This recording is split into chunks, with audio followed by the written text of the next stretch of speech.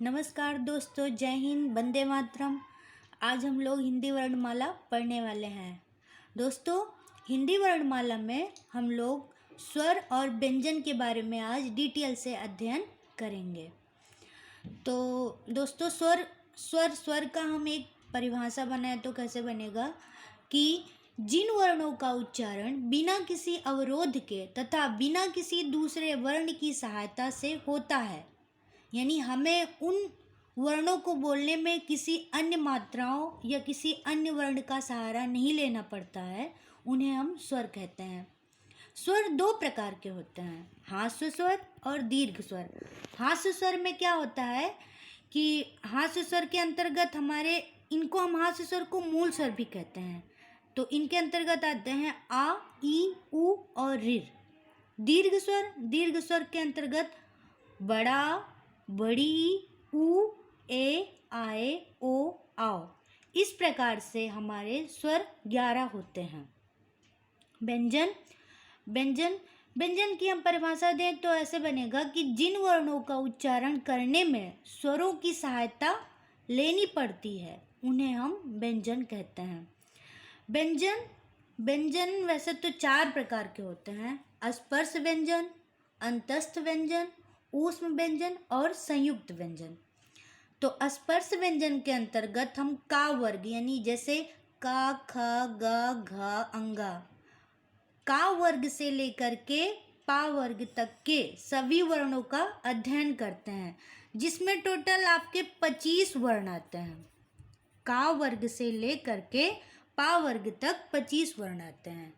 और अंतस्थ व्यंजन के अंतर्गत आपका आएगा या, रा, ला और वा। इस प्रकार से अंतस्थ व्यंजन के अंतर्गत आपके 4 वर्ण हो गए।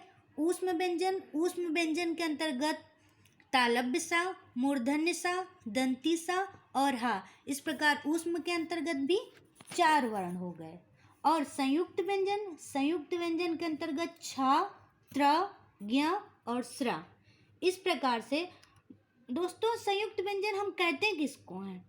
जो 2 व्यंजनों से मिलकर के बने उन्हें हम कहते हैं संयुक्त व्यंजन, जिसके अंतर्गत छ आता है। तो छ में छ, त्र, ज्ञ और स्रा। इस प्रकार से 4 संयुक्त व्यंजन हो गए।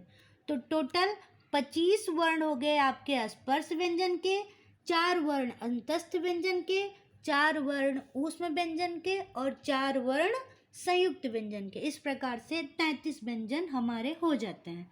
33 व्यंजन।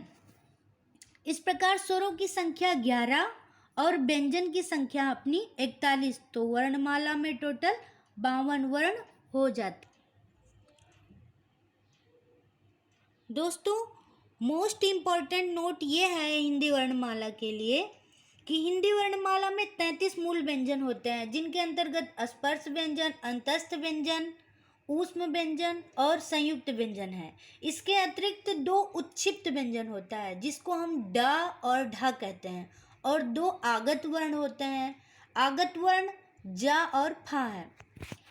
इनमें से 11 स्वरों को अगर हम मिला दें तो हमारे 52 वर्ण हो जाते हैं। दोस्तों, हिंदी वर्णमाला में आपको अगर ये हमारी वीडियो पसंद लगी हो तो प्लीज़ हमारे वीडियो को लाइक कीजिएगा, चैनल को सब्सक्राइब कीजिएगा और अपने प्यारे प्यारे कमेंट हमको भेजिएगा। आपको कैसी वीडियो चाहिए, ग्रामर में, हिंदी ग्रामर में, किस सब्जेक्ट से, किस टॉपिक से, हिंदी, इंग्लिश, संस्कृत में, प्लीज़ आप मुझे बताइए। मैं उसका वीडियो आपको तुरंत ही प्रोवाइड करवाऊँगी। Thank you. जय हिंद।